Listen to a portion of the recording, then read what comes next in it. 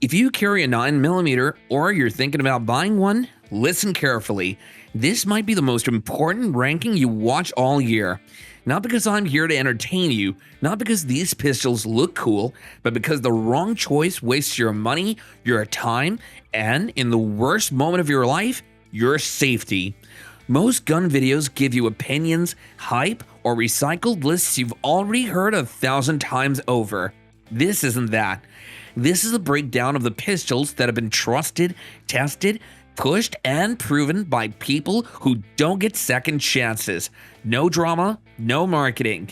Just the guns that don't disappoint. Not at the range, not in training, and definitely not when things get complicated at home or on the street. If you've ever walked into a gun shop thinking you knew what you wanted and left unsure, this video fixes that. Stick with me now. You're about to see exactly which 9mm won't fail you when it matters. Let's get started.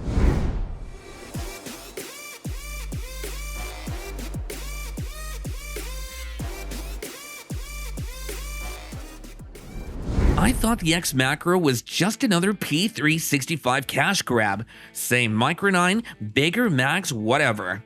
Then, I kept seeing legit shooters shelve their old carries for it.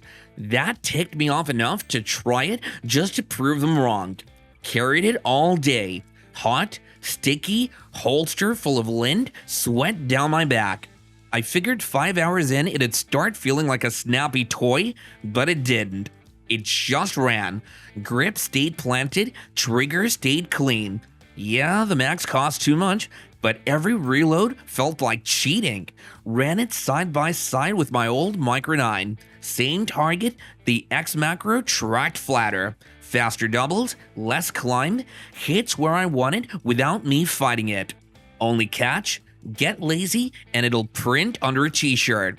Still, by nightfall, it made every other Micro 9 I own feel like an excuse.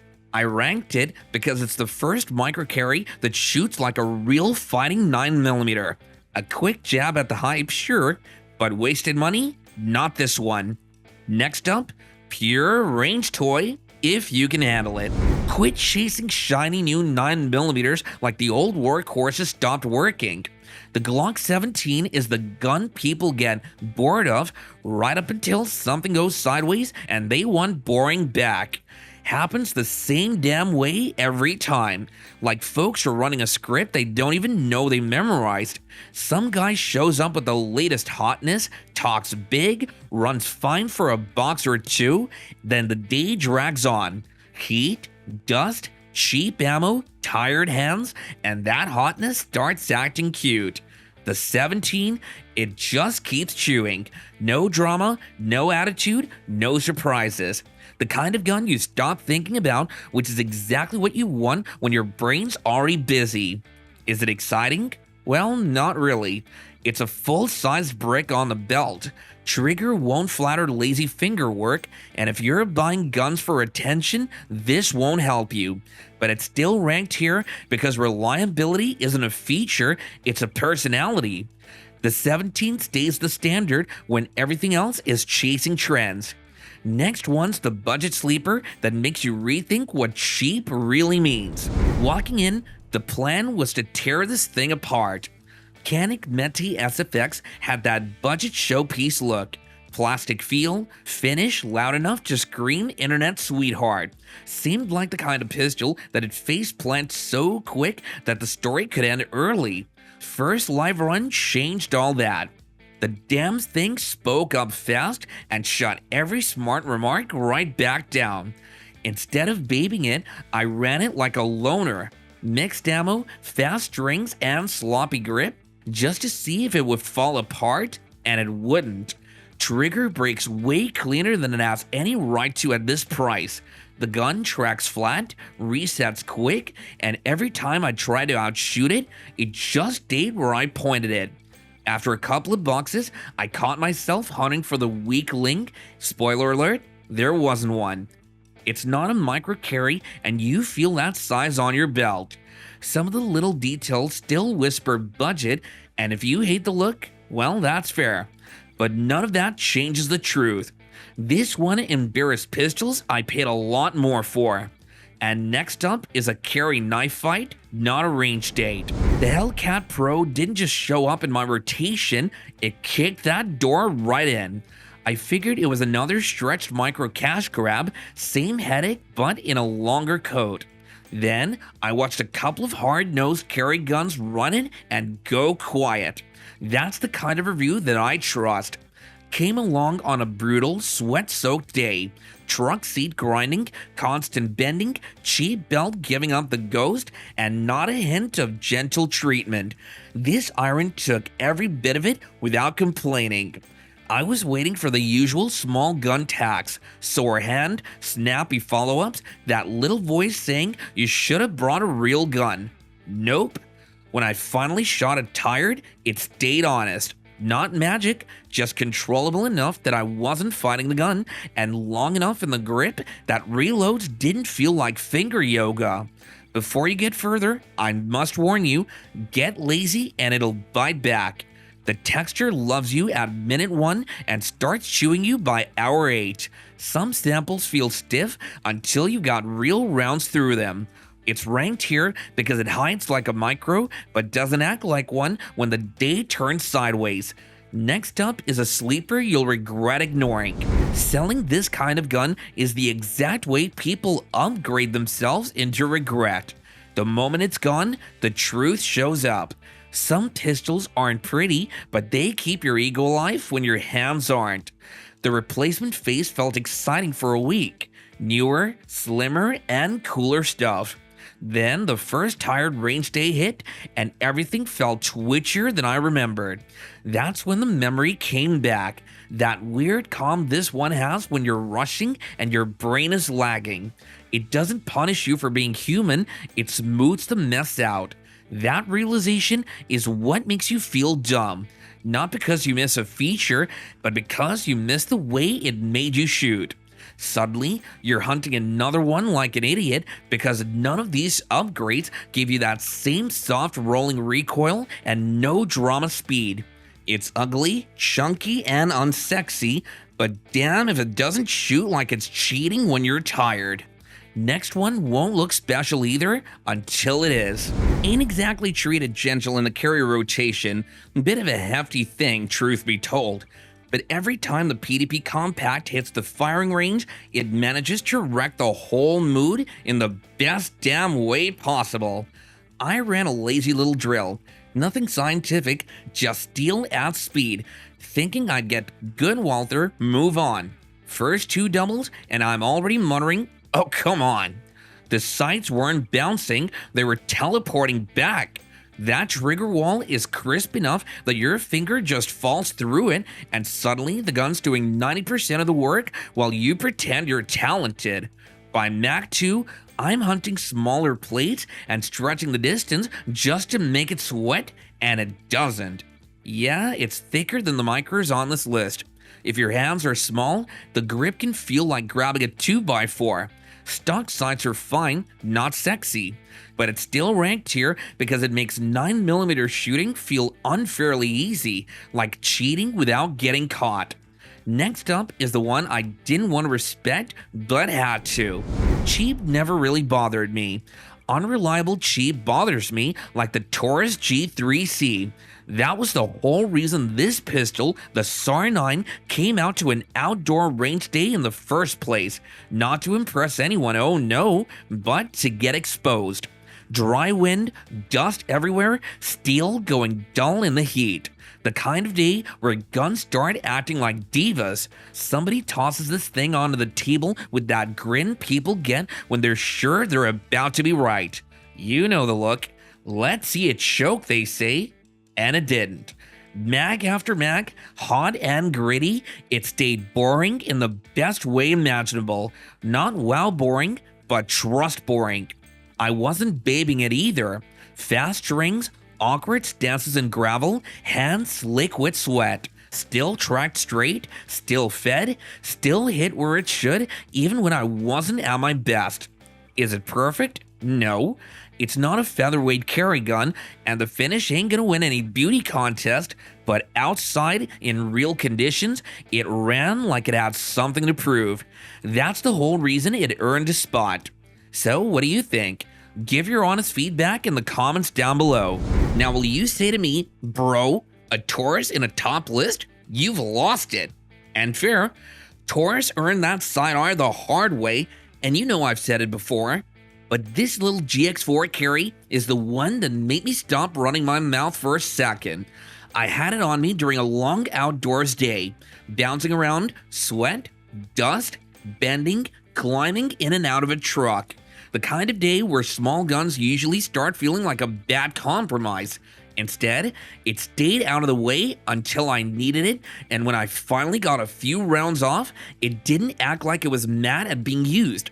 No weird hiccups, no drama, just a calm little, yeah, I'll do my job attitude. It's still a tiny gun, so if you limp-wrist it, it'll remind you quick. And you're not buying it to impress snobs at the counter. You're buying it because it's the first Taurus carry piece in a while that feels like it wants to earn trust, not borrow it. Next one is a name people love to clown right until it saves their wallet. Alright, so after the last one proved a point about trust being earned, here's where the Glock lecture always shows up. I've heard it non-stop. Just get a Glock and quit thinking. One guy at the range said it like scripture. Shoved this little plastic miracle at me to educate me. I ran it, handed it back, and pulled out the Shield Plus. That's when the argument got quiet. The Shield Plus carries like it's not even there, but it shoots like it's bigger than it is. Fast drinks don't feel like you're wrestling a twitchy micro. It's got that straight back recoil push that lets you stay honest when you're tired, and the grip gives you enough real estate to lock in without doing finger gymnastics on reloads. You stop adjusting and start trusting. Is it a flex gun? Nope. Doesn't look special, doesn't try to, but it keeps proving itself to guys who think Glock or nothing is a personality. That's why it's sitting this high. Next one looks like a bargain and keeps acting like it isn't.